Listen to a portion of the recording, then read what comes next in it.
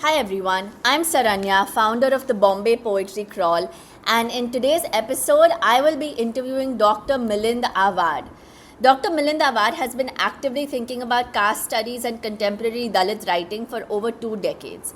His academic and grassroots engagement interface between the intellectual traditions that shape labor politics as well as the anti caste movements in Maharashtra, India. Dr. Awad's academic work closely engages with Dalit writings in the field of literature, philosophy, and the politics of representation. His critique of Dalit writings deploys the configuration of everyday culture and the Dalit world. Dr. Milind Awad has been teaching at Jawaharlal Nehru University, New Delhi, for almost over a decade now. I'm so excited to be speaking to him today because not only has he been an integral part of Dalit activism, contributing actively to various mobilization processes, but he's also done incredible research on so many Bombay poets that I would not have had access to if it weren't for his writing. In this episode, we talk about Annabhau Sathe, we talk about Narayan Surve, Namdeo Dhasal, really important Marathi poets of Bombay, as well as the work of his father, Eknath Awad ji, as well as his own organization in Beer that works towards anti-caste politics and the upliftment of people from disenfranchised communities. So please enjoy this super enriching and knowledgeable 1 hour long conversation that I had with Dr. Awad. Okay, so hi, Dr. Awad. Thank you so much for meeting with me. My first question to you is just sort of introduction. Can you please tell me about your own area of research and your writing? My area of research is mostly Dalit writings, writing on caste. So nowadays, writing on caste in critical humanities by and large.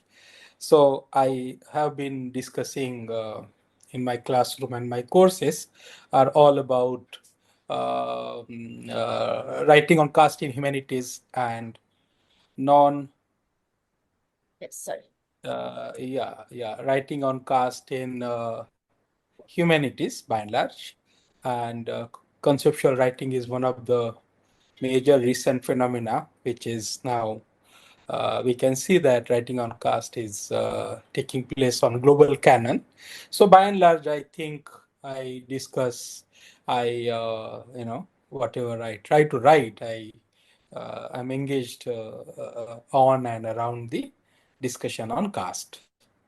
And I believe you are a professor at JNU, is that correct? Right, right. I teach at Center for English Studies, School of Languages. So, How was that journey, sir? How did you end up at JNU Center of English? uh, yes. So basically, I studied I have done my schooling in the place where I grew up, Mazelgaon. Then Ferguson College, graduation. And then we knew about JNU. JNU that time in 2000 was one of the prominent institution, and it was known for its political vibrancy.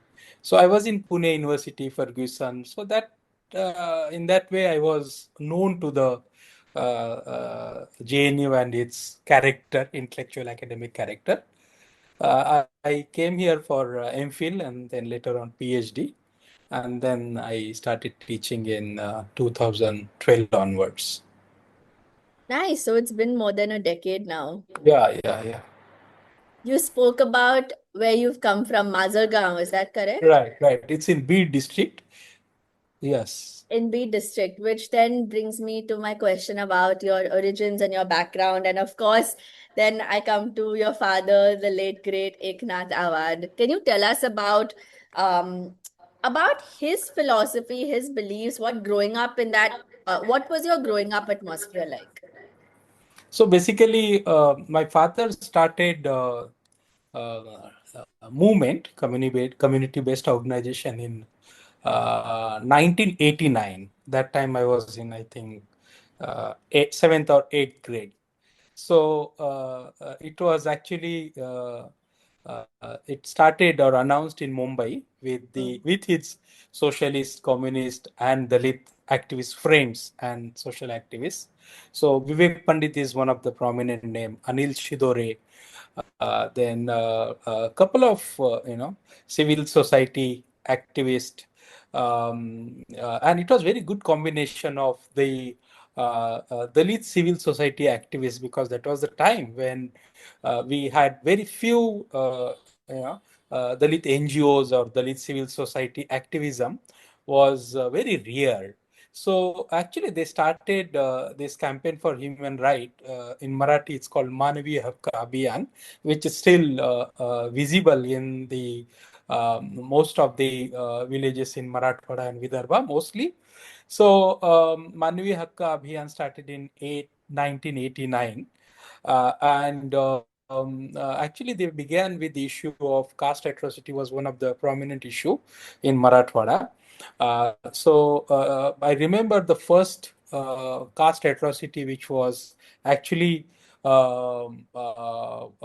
intervened by Manavi Hakka Abhiyan, was Ambadas Saune Khun Katla. It was, I think, in 1889-90 in the district of Parbhani. The village name was called, it's called Deshmukh Pimpri, right? So that actually case is written by Anupama Rao in her book. So that was the first issue of caste atrocity, who was the person from Dalit caste, and he was killed because of he had actually touched. He was village guard Kotwal, and he was killed because of he had touched village temple. That was the reason, and that case was quite, uh, um, uh, uh, it politicized the issue of caste atrocity, and it was the time when caste atrocity was quite, prevalent everywhere. People used to beaten up by caste elites or people from the majority caste. So these castes are mostly agrarian castes, they started on the issue of caste atrocity. Then sugarcane cutters issue was one of the major issue. Ustod Kamgar, because BD is now known for, today also known for the supplier of Ustod Kamgar, sugarcane cutters, and they go to Karnataka, Tamil Nadu, Western Maharashtra. So that time, even now, but that time situation was quite bad. They were treated almost like, bonded labor, because they used to work for one mukadam contractor, and that mukadam was, they used to work for their mukadam for 10, 15 years. Illiterate people, and the couple is called koita, wife and husband, right? So this koita used to work for particular mukadam for decades and years, and they were illiterate, not known about the hisab kitab. It's called, they call uchal. Uchal is basically amount which is taken against the season to work. So basically, kind of a, advance. So they used to work with the. I mean, that issue is still there, but Ustod Kamgarata issue, then Gairan issue, grazing land issue, was one of the major issue on which Manavi Hakka started to work. These are the phases. So my father actually started Rural Development Center in 1985, which is small Dalit NGO. Then 1989 Manavi Hakka Abhiyan. And then he started to work on the caste atrocity issue, Gairan Zamin issue, Ustod Kamgaracha issue, issue of gender justice, because RDC had good intervention almost like that time. It had almost worked or intervened in more than 1,000 villages, which was actually supported by the group of activists, which was actually politicized or socialized or trained under the banner of Manvi Hakka Abhiyan. So that time was all about morcha, andolan, dharne, adhiveshan, and Marathwada was, I mean, Manvi Hakka Abhiyan, because actually we are compiling the stories of, my father's world, and we actually are able to compile or transcribe more than few thousand, 2,000 stories. So all about police station, caste atrocity, violence, and how we worked in that situation. Hmm. So as a child, I used to, I mean, it was almost like everyday um, correspondence, or it was almost like everyday life, Hmm. कल किसी गांव में कुछ हुआ तो कल कहीं atrocity हुई, बहिष्कार, all of my childhood is all about this kind of stories. So so I grew up in that atmosphere, and then I actually I had decided to go to Pune to do my graduation, Ferguson College, and after that, I mean, that is my second birth in a way, because Ferguson, Pune University, and then JNU. So I had constantly, two split life: activism and academic or Hmm. intellectual life. So since then, I am part of these uh, uh, uh, this two split personality, let's say, activism, and I have been using my activism to make more dynamic of my academic understanding, and my academic understanding or intellectual life helps me to give strength to my activism. So it's kind of a dialectical, and I have been working uh, uh, with this live words. Very interesting, and I have so many questions based on what you've just told me. But so I'll start with the first, which is that you said that your father brought his movement to Bombay in 1989. Is that correct? I mean, they started that banner, Manvi Hakka Abhiyan, from Manvi Hakka. in Mumbai. They started as in the announcement or Ghoshna of that organization. They announced this organization, Manvi Hakka Abhiyan, on 10th of December, which is Human Right Day, uh, 1989. And the chief guest was the former I think Supreme Court Judge Oh, P.N. Bhagwati. P.N. Bhagwati was the he came and inaugurated the event, and they announced the name Manviya Kabya. okay. Okay. And I find that very interesting, that time period, because 1989, let's say the Dalit Panthers were big in Bombay from 1972 to till around 77. And I think after that, their power or reach kind of reduced. And after 82, 83, where textile mill strikes, all of the mills were shut, mill workers were stranded, unemployed in the city. And there was also this rise of Shiv Sena happening in the 80s, the die down of Communist Party. So I'm very interested. There was so much happening politically. What role did Manvi Hakka Abhiyan play in this huge ecosystem? I think you actually you were quite right when you were talking about the Dalit Panther. So urban Mumbai was the center of activism. Hmm. Dalit Panther, Communist Movement, Trade Union, Peasant and Workers Party, Socialist Movement, and I feel that urban or cities were the center of the social movements. Hmm. But post 90s, our rural area started or a rural area were becoming the center of the movements. Hmm. So like Manvi Hakka Abhiyan, people from urban, I mean, it had good support of urban based activists communist, socialist, Dalit activist, intellectual, development experts, and so on. But those who actually worked in the rural Maharashtra.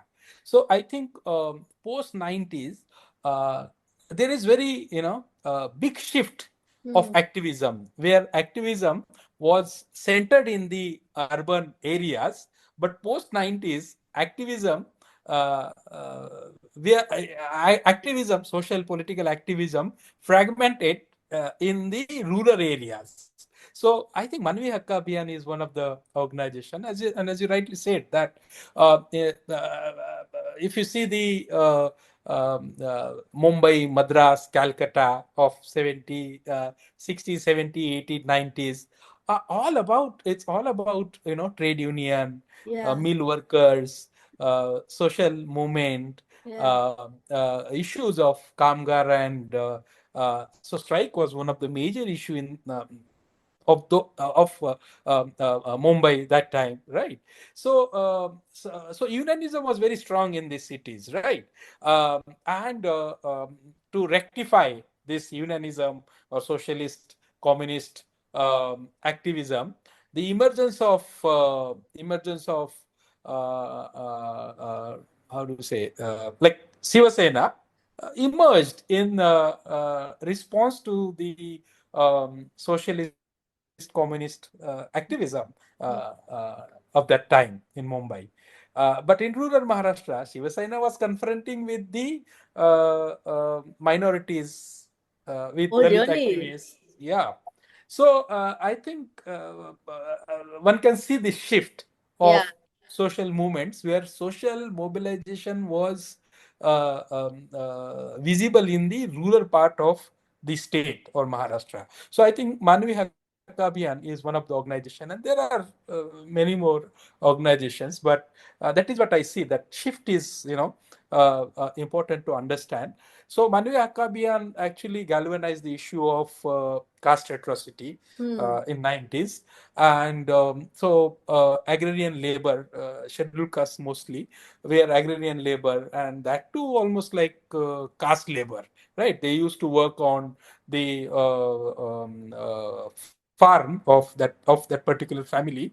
For that family, they used to work. So basically, I mean, it is the time when Ambedkar started his movement in, let's say, after 1920. Yeah. But in Marathwada, the call of that movement was very much prevalent, Hmm. because if you see the movement of Namantar, Hmm. renaming movement, Dr. Babasaheb Ambedkar Vidyapit movement, which started in 1978, and most of the Dalit families and Dalit activism was centered around Namantar movement. So नामांतर चळवळ, गायरान जमिनीचा लढा, cast atrocity, दलित अन्याय अत्याचाराचा लढा.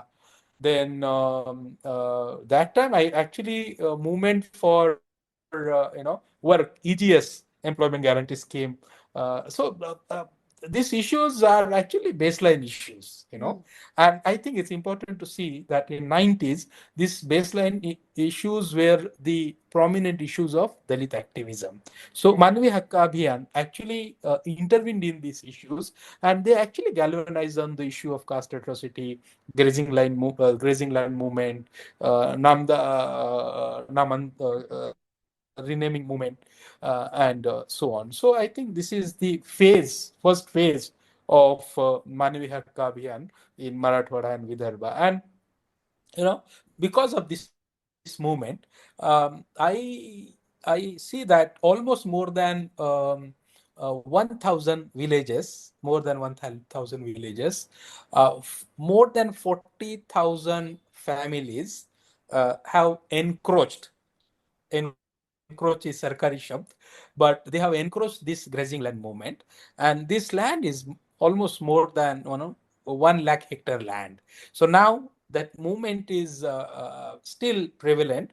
Hmm. Grazing land was actually recognized by Manvi Hakka Abhiyan. Hmm. They actually gave the call to encroach that movement, that land, and that call was not illegal call. They actually followed the legalities, because in Maharashtra, revenue government department had actually came up with government regulation GR in 1978, that those who are landless laborers can encroach that land, and that land can be entitled to the encroacher's name. So they took the help of legal knowledge, Okay. and with that legality, they actually they actually mobilized the opinion to encroach that land. Hmm. So that time people were landless laborers, dependent, economic dependency was very high. Their everyday life was fragile. Basically, they were caste labor, right? So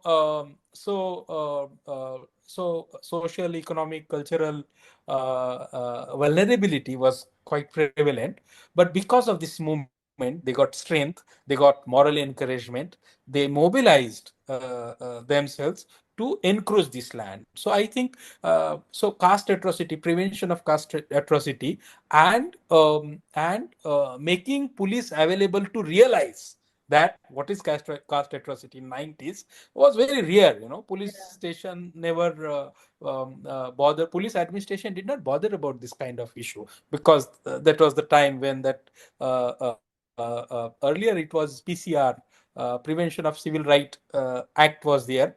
But in, I think, 1991, Hmm. this caste atrocity issue, act came. So that time police administration was not sensitive enough on the issue of caste atrocity. So to make them realize, to make them literate, to set this issue as one of the prominent issue, those who were doing caste atrocity were almost like they were part of political power, bureaucratic power, and they were functioning in the nexus of this power. So if atrocity took place in any village, going to police station, filing FIR, that entire process was almost like a movement. So each incident was almost like, each incident was almost like creating some kind of process of mobilization. Yeah. And because of that mobilization in that village or in that area, there was some sense of raising this issue to police station, to local SP, collector, and that is how this issue was responded. So caste atrocity and gairan, grazing land. Gairan is Marathi shabd, Hmm. word, grazing land, is these were the two issues which was actually important issues, which was actually handled by Manvi Hakka Abhiyan. Hmm. Which is So sorry. yeah. So I think now I mean, as I said, that I'm still in the interaction, and I'm part of this movement. So I do see that more than almost like 10,000 activists, more than 10,000 activists in these 1,000, 1,500 villages are trained on the issue of caste atrocity. They know how to write application. Hmm. They know, it's almost like paralegal knowledge. They know how to talk to collector and SP when it comes to grazing land issue. They know what are the revenue laws, and how grazing land is or can be entitled on the name of these encroachers. So Hmm. Manvi Hak Abhiyan, actually, as I said in the beginning, that Rural Development Center had one project, and this project was to compile the legal proof of grazing land encroachers. Hmm. And they actually had compiled more than 40,000 families legal proof, Oh. and they submitted this proof in concern revenue offices. And since then they started, I mean, this movement started in 2006 onwards, and they actually started mobilizing opinion or sensitizing revenue administration or concerned administrations to entitle that land on the encroacher's name. So I think this is very interesting combination of mass-based movement Yeah. demanding the access to justice, revenue justice, and making administration and encroachers uh, sensitize on the issue of their legal right. Yeah. So even caste atrocity was morcha andolan dharne, that mass based mobilization was very much there. Yeah. But to but to make police administration understand that what is caste, you know, to bring their understanding at the level where they could understand that if any caste incident took place, that incident needs to understand as caste atrocity. So it Yeah. was all about training. It was all about, making them sensitize on the issue of caste atrocity. Even activists had knowledge that how to write application, how to say that this incident is issue of caste atrocity and so on. So basically, this movement, uh, Manviya Hakka Abhiyan, is very good combination of spontaneous activism as Yeah. well as activism for access to justice. Yes. And I think these are very this is very important character of this movement. Yeah. What I find so inspiring is that there were practical methods that were part of this of the Manviya Hakka Abhiyan, which is actually like filing an FIR or learning your rights and all of that. And to me, it's really interesting to see that this started gaining popularity and mobilization in the late 80s, early 90s, because like you said, that's when things started to die down in the metropolitan cities. I think a lot changed in Bombay after Babri Masjid, after liberalization. There was like the city has completely changed since then. So I'm really interested in this question of what role then do you think that Bombay or like the city plays in issues of Marathwada Dalit rights or larger Dalit rights? Because like you said earlier, it used to be the center of the communist movement, of Dalit Panthers movement. But has the city kind of lost that heart? Yeah, I think so because if you just see the demolition of let's say Kandevli ची झोपडपट्टी दामूनगर. So Damunagar was it was huge slum, right? Yeah. And it, I think, demolished in 1990s. Hmm. So that slum was one of the important center of Dalit activism. Okay. So thousand or lakhs of families actually were migrated from Mumbai to rural Maharashtra. Yeah. So where they have come Yeah. are so they went back wherever there. So basically, this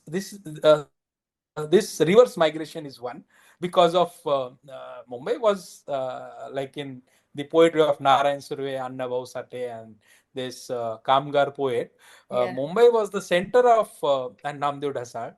Mumbai was the center of Kamgar, right? Yeah. People used to come there to work, Yeah. and the city was all about working class population. City Mumbai was segregated Hmm. based on the linguistic people coming from certain region, right? Yes. So those who came from Tamil Nadu and lived in Mumbai, and I think still it's there. Matunga labor camp was all about Tamil and South Indian labor. Yeah. People came from Calcutta, where so basically Bombay, in at least in the writing of Annabhau, Namdeo Dhasal, and Narayan Surve, Mumbai was the Mukticha Kendra for laboring class. Hmm. So people, and this is egalitarian character of Mumbai. Hmm. Mumbai accommodated to those who were vulnerable, forced to live in poverty, to whom they did not had any work, Hmm. and this massive migration from rural Maharashtra to Mumbai which was and is one of the major city, characterized the Mumbai is characterized as the city of Kamgars, Mm, and which is very much prevalent in this author's writing. yeah. Like Narayan Surve's famous poem, Kamgar Aahe, मी तड़पती तलवार आहे, सारस Right, थोड़ा सा गुनहार करनार आहे. right, right. I'm so I mean, you mentioned three of my many favorite Bombay poets, and I actually was introduced to your work because of your writings on Annabhau Sathe. So just to get into that, I am so interested in him as a character in Maharashtra because he wasn't born in Pune. He was born in a village, Bombay. He was born in a village outside of Pune, and he came to Bombay. He then became entrenched in the Samyukta Maharashtra movement, in the Kamgar movement. So, can you tell us about your research on Annabhau Sathe? Right. So Annabhau actually, his birthplace is Vategao, situated in Satara district, western Maharashtra. I see there are two, three phases of Annabhau's writing. Okay. First is, or his two, three phases of his life. Hmm. First is from his journey from Vategao to Mumbai, which is his, I think, childhood. Yeah. Then second is his writing. I think Annabhau started writing in, because there is no strict date Hmm. or time mentioned on his writing.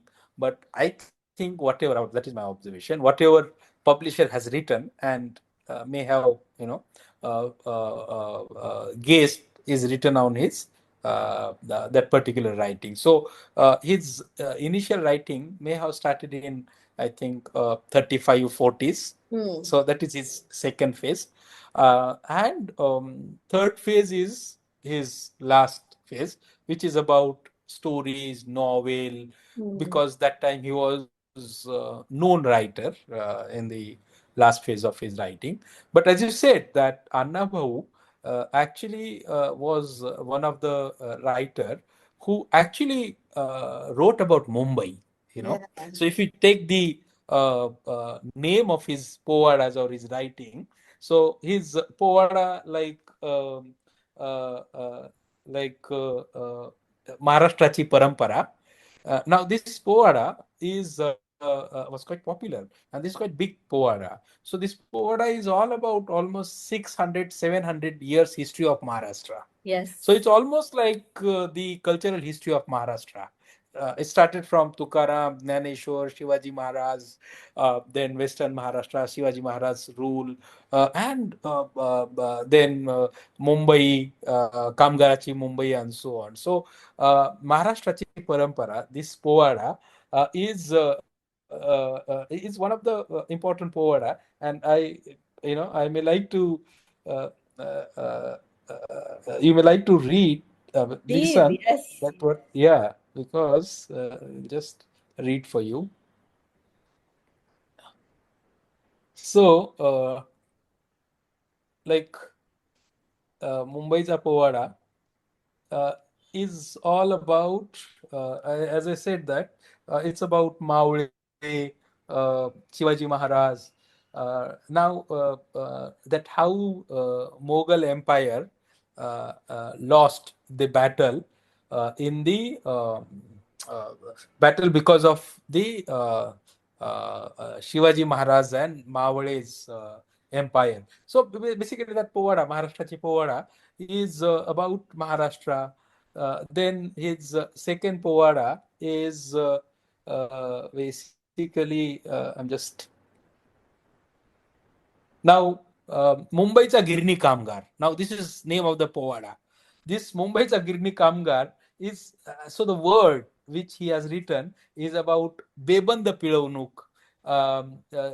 Girni Kamgar, mill workers, were exploited by, it's written in the Marathi, but I'll read and I'll just try to talk about it in English, or try to translate it. But this povada is all about Mumbai's Kamgar.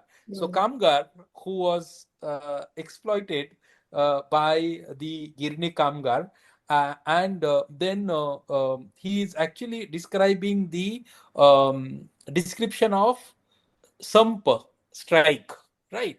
And that strike went on for 6 months, Yeah. and the rift between Mumbai's Kamgar and Girni Malak, Hmm. mill owner, right? Hmm. So this rift was all about the rift of justice and injustice. That is how he is. So now his that entire povada is attributed to Kamgaracha, Mumbaiचा गिरणी कामगार. Yeah. Now, just see, if you see now the character of Mumbai, Yeah. it's all about, nowadays, if you see big plots and new township, it's on the once upon a time they were girnis or industrial Exactly. area. I have So, the book. oh yeah, yeah. Yeah. So Mumbaiचा गिरणी कामगार. Now, if we see, okay, I can read one line for you. Yes, please. Okay, yeah. Now, uh, and he's comparing, it's very interesting. He's comparing meal worker with the colonial Yeah. administrators.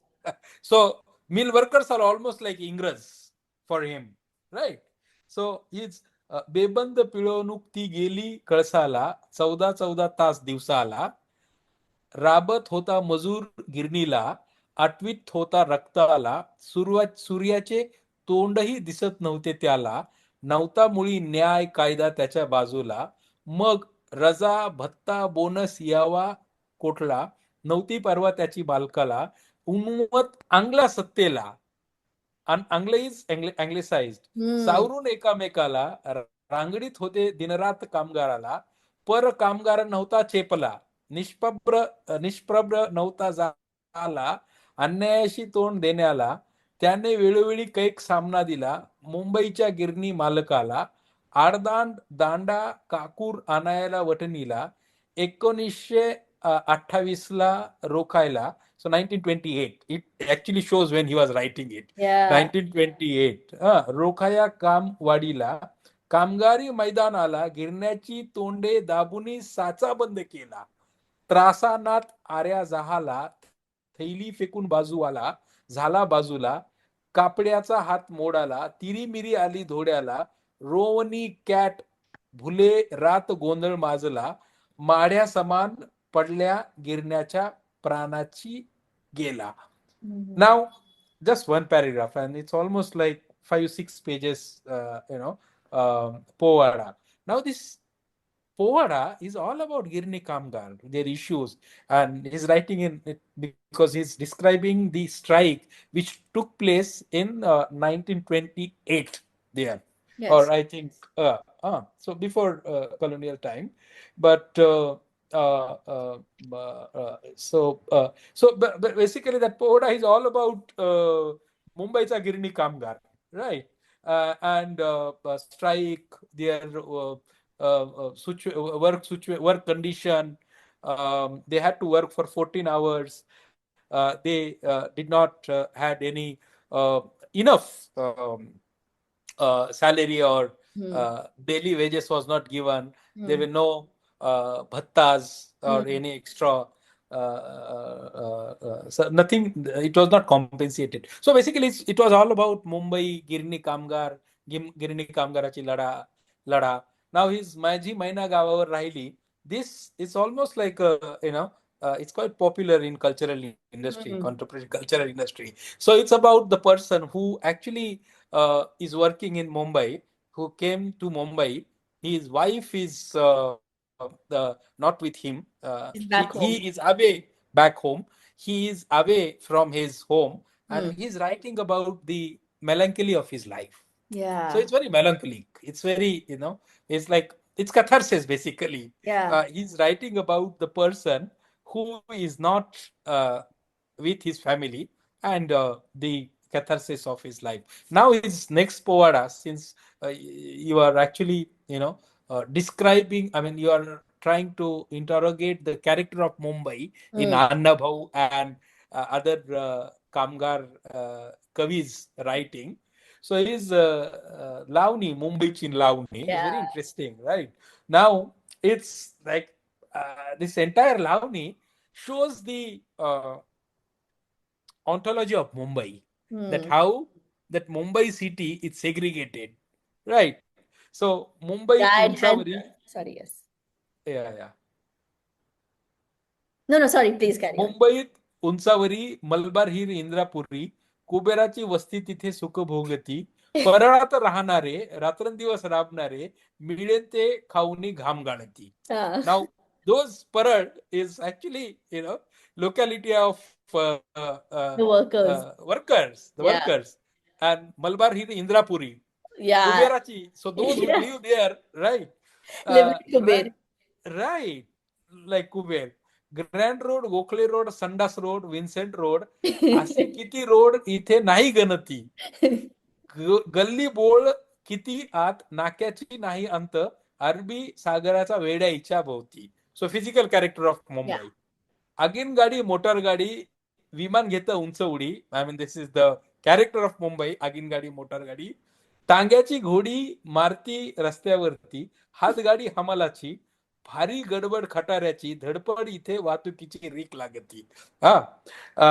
मसनवाटा, महशूर, Chandanwari, Sonpur, त्याची गांजे ख्याती इथे आहे कीर्ती, टाचा घासून मरणाऱ्याची, बिनवारशी सडणाराची, सागराच्या काठी बघा सोय लागती. So basically those टाचा घासून मरणे, people lived or living with the starvation.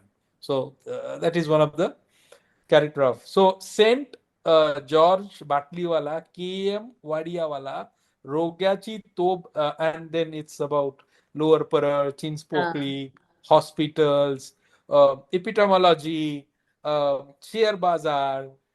So this Lavani, Mumbai Lavani, is all about, and we actually can see Mumbai today is almost like that, the Yeah. locality, the character of the city, described by him very, so that is actually organic tendency of Annabhau's writing, that Mm. whatever he has actually seen is written by him. So this is one. Mumbai is one of the important component of his poemas, Hmm. which are very political. Then his second poetas, because he was actually influenced by, I mean, that time he lived in labor camp in Matunga, where communist Arjun Dangle's editorial is very nice, right? So he has written that in labor camp, the presence of Ambedkarite movement and communist movement or Kamgar movement was very strong. So Annabhau was actually, witnessing all of it. Hmm. So the influence on his writing is very obvious, that he was actually part of this mobilization. He was actually part of this activism. So his poem like Punjab Dilli Cha Danga, it's Hmm. about the right in Punjab and Delhi, Yeah. communal right, and it was one of the important issue which was actually handled by communist movement. Then Amar Naircha Hutatma, it's about those who actually fought for the freedom in Amar Nair. Then Stalingrad's Povada. So the name of this Povada itself is quite evident to see the influence on Annabhau's writing, that he was actually influenced by the contemporary progressive proletariat politics, and Yeah. it is quite evident to see on his writing. Stalingrad Povada, and he is actually describing Stalingrad Povada, Stalingrad, that city. It's almost like he's describing Mumbai, Yeah. right? So city from the views of workers, from Yeah. the perspective of workers. Then his last povada, Leningradsa povada, is also one of the povada, where he is actually describing the character of the city as the city of workers, unionism, emancipatory character of that city, and the influence of communist ideology is very much visible in these cities. So basically, his political writing is very much prevalent in his Povada and in his Pathanatya Natak, right? Because in his plays, because theater was one of the important form of And it still is very big in Maharashtra, at least. right, right.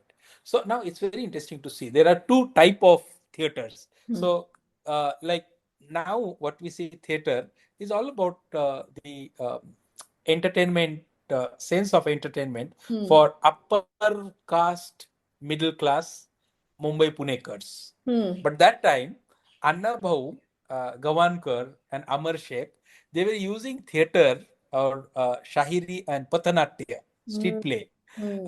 to mobilize their opinion. So Right. Pathanatya, so Annabhau's Pathanatya or Natak was written to mobilize the opinion on particular issues such as Sanyukta Maharashtrachi Chalwal was taking place that time. Now it's very interesting to see the two-fold of this movement. So one Hmm. fold was actually led by Annabhau, Gavankar, Amar Sheikh, Hmm. which was actually the people from peripheral location, right? Yeah. Proletariat, Dalit writer, minority writer, communist movement, socialist activism, and second stream of thought was Prakya Atre, right? So caste elites were Yeah. mobilizing their opinion for Sanyukta Maharashtra. So Right. actually, it's interesting to see that those who were not the caste elite Hmm. or caste elite were mobilizing their opinion within cities, Mumbai and within city. But lower caste writers, socialist and communist writers, were mobilizing the opinion of Sanyukta Maharashtraची चळवळ in the rural Maharashtra. Right. So this is interesting distinction Yeah. between the leadership of caste elite, and we actually see still. So those who are actually talking about Mumbai, Kamgar, Marathi Bhasha in Mumbai, and people who are thinking about Marathi Bhasha, Kamgar, and the claim on resources outside the Mumbai within Hmm. Maharashtra. So there are two distinct perspectives. I think that is important to see. That's very interesting, sir. And also to talk about what you said about the form of theater of Natak and Pawada and Lavani. Until recently, I didn't even know that. I thought Lavani was strictly a dance form. I didn't know it was such an expansive art form. I'm interested in Amar Sheikh, in Annabhau Sathe's this using this form of Pawada and Lavani and to read it like it's a Marathi that I can understand. I'm not a native speaker, but I'm able to. It's so like the sentences are shorter and it's all just like clipped and I can hear it being sung. So I'm interested what effect did this form have in all of these movements, the Samyukta Maharashtra movement, anti-caste movement, Kamgar movement? Why do you think that they chose to sing in this form? I think immediacy. Immediacy is one of the reason. So we were talking about the corpus, nature of this corpus, but this form is important because it was. I mean, that time, natak, street play, tamasha, it was popular cultural industry, Mm, right? So now, what we see the effect of visual text, one right. could see the effect of this form in order to mobilize opinion. So Okay. it was actually cultural industry. It was part of cultural industry.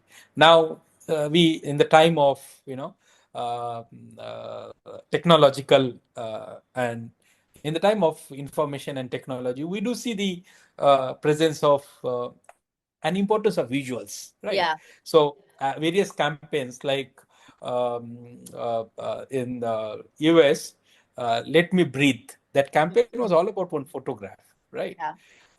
Right. Or there are various photographs. like anti-Soviet, anti-Soviet, war between America and Russia, no, Vietnam. So That one the picture. soldier kissing that, or woman kissing that soldier was very popular. So Yeah. that, so the presence of visuals Hmm. are very strong in order to make the bold political statement. So I think this form was prevalent because of it was the cultural industry of that time. And so, what can you tell me about the Marathi that Annabhau Sathe used? Because as I'm researching more of the Marathi poets, I'm finding there's such a wide range. There's Namdeo Dhasal's Marathi is very Bombaya. It's rooted in uh, Urdu and Marathi and Hindi. It's very different from the Brahmin Marathi of Dadar. Very different from Vijay Tendulkar's Marathi. Very different from Narayan Surve's Marathi. So, what was the specifics of Annabhau's language? I think two, three issues. First, I'd like to talk about the corpus. Hmm. First, like his Povada, Natak, uh, uh, uh, this was all about Mumbai, trade union, Kamgar, Sampa, urban activism. But when we see his writing, his short stories, Hmm. novels, he wrote two, three films, right? So later on it became film, but novel and short stories. So this form or this writing was all about the people who lived in the caste society, right? Hmm. Hmm. So they were they those who are humiliated because of their uh, social identity. That humiliation actually suppress them at the level where the idea of self Yeah. is not there, right? So Right. denial of self because of the systematic humiliation in the caste society, the level of stigma Hmm. which was unpacked by Annabhau in Hmm. his writing was all about the caste composition. So Annabhau actually writes about the stigma, humiliation in the caste society, and he writes about the caste patriarchy as well. Ah, So okay. those who are from the agrarian caste, Hmm. men and women, right? So agrarian women were exploited in the larger patriarchal domain. So he actually writes about caste patriarchy. So he writes about those who are vulnerable, but not in the fold of caste. So such as nowadays denotified tribes, Yeah. Pardi, Nagwala, Kanjar Bhat. These are actually tribes, Hmm. denotified tribes. So Annavo writes about these denotified tribes. So the paradigm of his writing, Annavo's writing, is one. He writes about caste society when he narrates the uh, uh, uh, uh, various stories, right? I was just thinking about it. Various stories in which the idea of self is reduced. Person is humiliated because of caste identity. Superstition is so high, and because of that superstition, they are living in the various kinds of illness, Hmm. right? Because of caste as well as because of their cultural location. This cultural supremacy and reduction of self. So Hmm. whatever I think here, it's very interesting to see. Ambedkar's caste critique is very systematic, uh, very systematic critique which Hmm. criticize the caste composition, and Ambedkar in his analysis of caste analyzes the canon, Hmm. uh, canonical text, and canon of the uh, um, uh, religion Yeah. where caste is legitimized or composed. So caste as an cultural caste as an cultural composition which Yeah. is legitimized by the religious canonical Religion. tradition. And Mm. that is very interesting. I mean, that's very powerful method which Dr. Ambedkar used, and Yeah. his genesis of caste is all about caste and patriarchy, Mm. sati, surplus women, and so on, right? So I'm just referring Ambedkar, Dr. Ambedkar here because I think it's interesting to see those Dalit authors who Ambedkar may not read Ambedkar, may not have read Ambedkar. There is no reference. There is only one poem, Jagabadala Ghaluni Gawa, Sangun Gele Mas Bhimrao, and he actually attributes his writing to Ambedkar in that, yeah. But in his rest of the writing, he is actually writing about caste. He's Yeah. analyzing, humiliation. He's writing about humiliation. He's writing about caste stigma. He's writing about the cultural production of caste and humiliation. Mm. He's writing about how cultural stigma minimizes the peripheral population, right? His short stories, novels are all about caste society, Mm. whereas his povadas are Mumbai, Kamgar. So situation in or political activism and politics of unionism uh, uh, of the contemporary Mumbai. So this is and language. I think Namdeo Dhasal's language is sporadic, Yeah. and the kind of metaphor which he used was Oh, like, you know so powerful. right. And I think it shows the materiality, immediacy again, Yes. materiality of their experience. So Yeah. Namdeo Dhasal, Annabhau Sathe, Narayan Surve, their metaphors are coming from the objective condition of their life, Of their right? reality. Yeah. Of the reality, right? Yeah. You referred Narayan Surve's poem, right? Narayan Surve's very popular poem, Marx Mala Bhetla, Yeah. where, right? Then I actually remember Baburao Bagul's Buddha Mala Bhetla, where Mm. he met Buddha. Right? I don't remember that poem, but now this metaphor is very interesting. It's actually, they are responding to their life word is actually, is the source of their metaphor, Yeah. right? Their experience is the intellectual source of their writing, right? So their physical condition is the origin of their knowledge, Mm. right? So, so, so the materiality of knowledge is important. So Absolutely. Absolutely. And thank you so much for this incredible treasure of knowledge you've shared with me on Annabhau.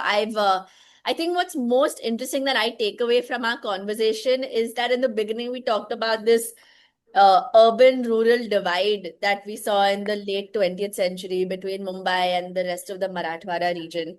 But I found out recently that there's a temple erected for Annabhau Sathe in Satara district and in his hometown. So there's clearly that these Lokshahis are called Lokshahis because they reach the people.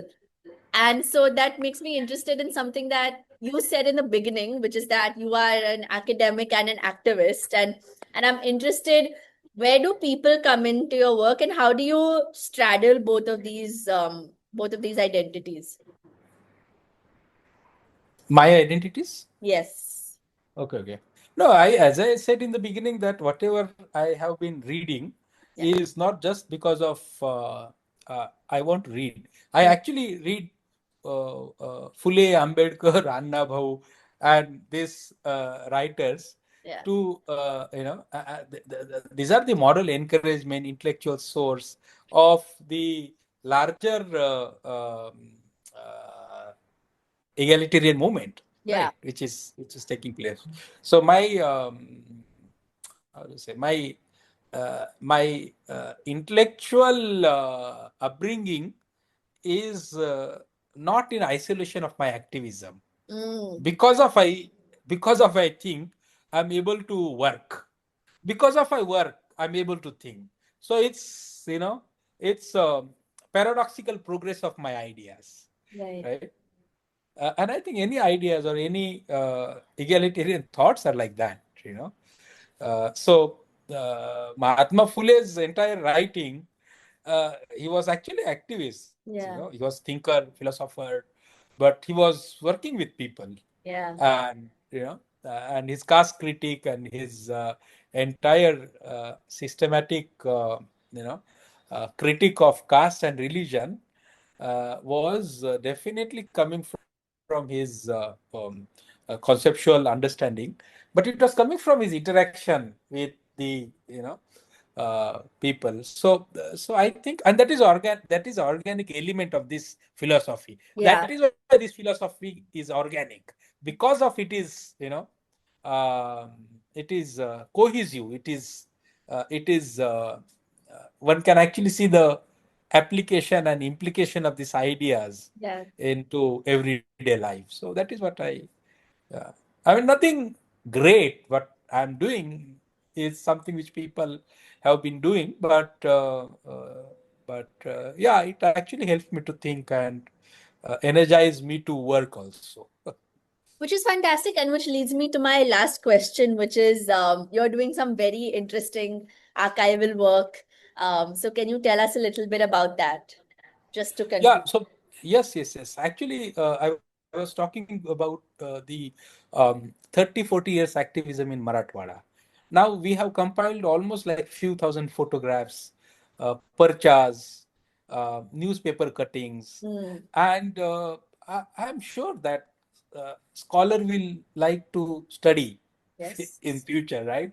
Because the kind of work which this generation has done is enormous. They Yeah. actually, it's almost like one of the historical civil right movement, Yeah. which fought for the um, access to justice, which fought for the access to civic amenities, Yeah. right? Like water tank was, they were not allowed to fill water on water tank. They were Hmm. not allowed to walk. We do see still caste atrocities on this, notion. They were not allowed to fill water on common water tank. So they actually fought for this. Ek Gao, Ek Panwata was one of the movement, right? Then grazing land, Yeah. access to Guidance. a redistribution resources of demand of redistribution of resources, Yeah. Gairan, those who are, and this movement is actually raised on the understanding of legal technical understanding, and this movement was all about access to revenue laws. Revenue Yeah. department Yeah. is not doing their work, and therefore these people are struggling. Yeah. Police are not doing their work because of caste atrocities taking place. Mhm. So I think it's important to see. So this archives can help scholar, activists, or people to study and to understand caste issue for for their understanding, as well as for the larger good and intervention on the issue of caste. And hopefully, so that we don't forget our history and the reason why we are where we are today. Right. That is, yeah, Yeah. right. But yeah, thank you so much, Dr. Awad. It Thank was you. Thank you. fantastic to talk to you. I'm currently reading your book on Annabhau and I'm learning so much. So Thank thank you. you so much for the work that you are doing. Thank you, Saranya, for having me here in your show. Your show is quite popular, and it's on Mumbai. So, as I said, that Mumbai is actually the city of the egalitarian character of Mumbai. It's seen in this author and singer and writer's writing, Yeah. and even in Bollywood, like 90s Bachchan, Yeah. 80s and 90s Bachchan was all about trade union leader, was all about person who is fighting for the larger good. his Yeah. dialogues like in Diwar, ये police station है तुम्हारे बाप का घर नहीं. Yeah. So police station was the center of the state, right? So I think you are doing good work, and you are actually helping us to understand the egalitarian character of Mumbai. Nowadays Mumbai is not only about Bollywood and Yeah. financial capital, but there is much more Yeah. than what we see Mumbai just as a metro. Absolutely. So when you come to Bombay next, you have to attend one of my Sure, talks, sure. and we will Thank you. catch up. Thank you so much. Thank you for your time. Thank you for your time. Thank you, sir. And thank you for having me here in your show. Thank you. Thank you.